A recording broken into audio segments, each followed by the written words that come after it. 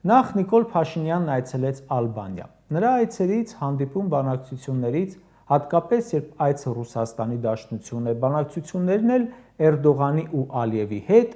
երբ տեսանյութեր են տարածվում, ամաչում ես, որ նա ներկայացնում է քեզ։ Այդ տեսանյութերը մի քանի վայրկյանանոց են ընդամենը, ու այդ առավելագույնը կես րոպեից խեղճությունը թափվում է։ Վատ ես զգում, որ այդ մարդը այդ պահին քո անունից է գնացել, քո շահերից է բանակցում։ Եթե մյուս կադրերում խեղճություն էր թափվում, Ալբանիայի կադրերը ինձ սարսափեցրին, դա խեղճություն չէր։ Էրդողանի շարժումներն ու պահվածքը, Ալիևին Նիկոլի սուրճի հրավիրելու ձևը, նրա պատասխանը, խնդալները,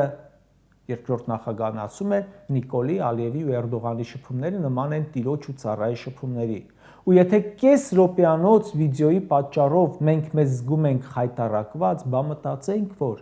դա ժամերով նրանց հետ խոսում է, բանակցում է, ու սա արդեն 7 տարի։